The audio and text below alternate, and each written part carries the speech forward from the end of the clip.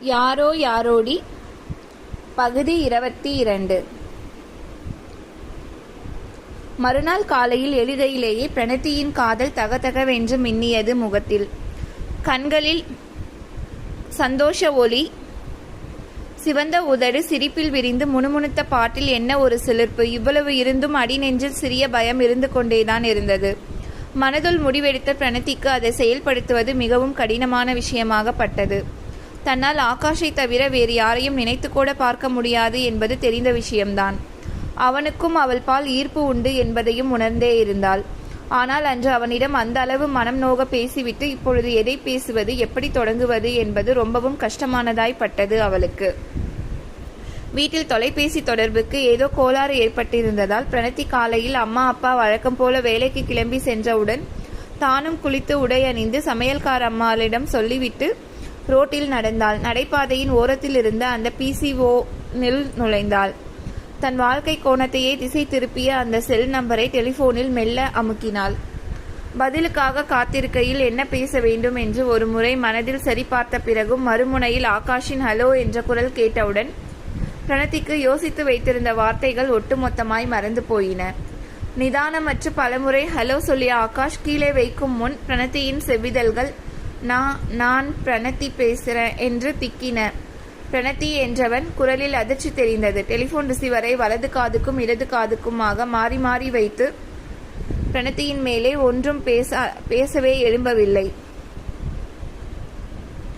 அவள் விஷயத்தை சொல்லும் வரை அவன் பேசக்கூடாது என்று விரதம் இருந்தார் போல மறுமுனையில் இருந்து வேறு சத்தத்தையே காணோம். சில நிமிடங்கள் மௌனத்தால் கரைந்தன.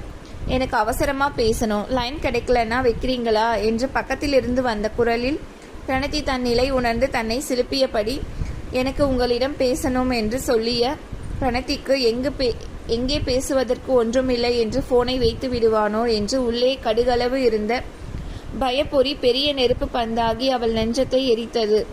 ஆனால் அவன் நான் கம்பெனிக்கு தான் போய் கொண்டிருக்கிறேன், முடிந்தால் வா என்று பட்டென்று வைக்க பிரணத்தி அவனுக்கு தன்மேல் உள்ள பிடிமானம் அற்று போய்விட்டதோ என்று ஆடி போனாள். ஒட்டுதலோ பற்றுதலோ இல்லாத அந்த வார்த்தைகள் அவளை சஞ்சலப்படுத்தின. இருந்தாலும் 20 நாட்களில் திருமணம் என்று வாய் சவழலாக பேசியவளிடம் அவன் என்ன காதல் பேச்சா பேசுவான் என்று அவள் மனம் அவளை குத்தி காட்டியது. பலதையும் சிந்தித்தபடி அவள் கம்பெனியை அடைந்தாள். ஆட்டோவில் இருந்து இறங்குகையிலே அவனுடைய காரும் அங்கே நிற்பதை பார்த்து நேரே அவன் இருக்கும் மாடிக்கு சென்றாள். நெஞ்சு டப் டப் என்று அடித்து கொண்டது. அனுமதி கிடைத்தவுடன் ஆகாஷின் அறைக்குள் நுழைந்த பிரணத்தி அவனை கண்ட மாத்திரத்தில் சகலத்தையும் மறந்தாள். தன்னுடைய சுழல் நாற்காலையில் அமர்ந்திருந்த ஆகாஷ் தன்னுடைய கூர்மையான விழிகளால் பிரணத்தியின் கண்களை சந்தித்தான். பிரணத்தி அவனுடைய கண்களின் தீர்க்கத்தை நீண்ட நேரம் தாங்கும் வலிமை இல்லாமல் சட்டென்று இமை தாழ்த்தினாள். அவளை எதிர்ப்புறத்தில் உள்ள நாற்காலியில் உட்கார பணிந்தான். கல்யாண ஏற்பாடெல்லாம் வேகமா நடந்து கொண்டிருக்கும் என்று நினைக்கிறேன் என்றான் முரடாக. பிரணத்திக்கு அவனுடைய பேச்சு மனதைரியத்தை பெரிதும் குலைத்தது. தன் காதலை பற்றி சொல்லி அதற்கு அவன் மறுப்பாக ஏதேனும் சொல்லிவிட்டால் அவளால் தாங்கிக் கொள்ளவே முடியாது என்று தெரியும். அவளிடம் பதில் வராமல் போகவே கல்யாண பத்திரிகை எனக்கு உண்டா அவனின் கேள்வியின் சீற்றத்தை அடக்கிய நிதானம் தெரிந்தது. எவ்வளவோ பேச வேண்டும், கேட்க வேண்டும் என்று ஆசையுடன் ஓடி வந்த பிரணத்தி அவனின் ஈடுபாடு இல்லாத குரலில் தொய்ந்தாள். அவளின் மௌனத்தில் அவனுக்கு கோபம் ஏற்பட்டது. இயலாமை அதே கோபத்தில். இந்த ஏமாற்றுக்காரனை, பொய்யனை, பொறுக்கியை பார்க்க வந்த காரணம் சீக்கிரம் சொல்றியா என்றான். இப்படி அவன் பேசுகையில் பிரணத்திக்கு நெஞ்சு அந்தரத்தில் ஊஞ்சலாடுவது போல் பயமாயிருந்தது. ஆனால் வாய் இயந்திரத்தனமாக திறந்து பேசியது. நெஞ்சு தடதடுத்தது. அவளின் காதலுற்ற இதயத்திலிருந்து வார்த்தைகள் முட்டி மோதிக்கொண்டு ஓடி வந்து ஓடிய அவளின் உதட்டை முட்டி துடிதுடிக்க வைத்தது. பற்களால் உதட்டை கடித்தபடி அமர்ந்திருந்த பிரணத்திக்கு தன்னுடைய வரவால் பாதிக்கப்பட்ட ஆகாஷின் மனநிலை எல்லளவும் புரியவில்லை. அழகு ஓவியமாக வந்து நின்ற பிரணத்தியை வாரி அணைத்து கொள்ள பரபரத்த கைகளை அடக்க சிரமமாக இருந்தது ஆகாஷிற்கு. ஆனால் அவன் காதலுக்கு எதிர்காலமே இல்லை எனும் போது அதை மேலும் மேலும் வளர்த்து தன்னையே அழித்து கொள்ளவும் தயாராயில்லை. யார் என்ன என்ற விவரங்கள் தெரியாமல் பல சந்தர்ப்பங்களில் எனக்கு உதவி இருக்கிறீர்கள். அந்த நன்றியை ஒரு நாளும் தெரிவிக்க முடியாமல் இருந்து விடுமோ என்று எண்ணி கஷ்டப்பட்டிருக்கிறேன். ஆனால் நேற்று டிவியில் பார்த்தவுடன் தான் அம்மாவும் ரம்யாவும் சொன்ன பிறகுதான் துணிக்கடையிலும் ஹோட்டலிலும் என்னை காப்பாற்றியவர் நீங்களேதான் என்று புரிந்தது. எந்த வகையில் உங்களுக்கு நன்றி சொல்வது? அவள் அவனை சந்திக்க விரும்பிய காரணத்தை யோசித்து கொண்டிருந்த ஆகாஷ் பிரணத்தியின் நன்றி பேச்சை கேட்டதும் கோபம் வெடித்து கொண்டு கிளம்பியது. இவளின் நன்றி கடனுக்கு என்று எண்ணியவன், ஸ்டாப் இட், உன்னோட நன்றியை நீயே வைத்துக்கொள், நீயும் போய்விடு, இனி எனக்கு உன்னை பார்க்க வேண்டும் என்று இல்லை என்று பேசிக்கொண்டே போனவனை டெலிஃபோன் மணி அடித்து அழைத்தது. ஹலோ என்றான். பின் அவனை தொடர்ந்து, நாளைக்கு 2 மணி ஃப்ளைட்லேயே போகிறேன். ஓஹோ, சரியா, 1 மாதத்தில் திரும்பிடுவேன். மேற்கொண்டு பேசுவதை நான் லண்டன் போய் பேச்சுவார்த்தை முடிந்தவுடன் வைத்துக் கொள்ளலாம். ஓ ஃபைன் என்றபடி ரிசீவரை அதன் தாங்கியில் வைக்க பிரணத்தி இருக்கையை விட்டு எழும்பி விட்டாள். அவளுடைய ஆகாஷை அந்த நிமிடத்திலிருந்து தன்னுடனேயே தன்னருகிலேயே இருத்தி கொள்ள வேண்டும் என்ற ஆசை கட்டுக்கடங்காமல் பொங்கியது. நீங்கள் எங்கேயும் போகக்கூடாது, என்னுடனே இருக்க என்ன என்று புரியாமல் புருவத்தை உயர்த்தினான் ஆகாஷ். நீங்கள் சாரி, நான் என்று பேச முடியாமல் திணறியவளை ஆகாஷ் தடுக்கவில்லை.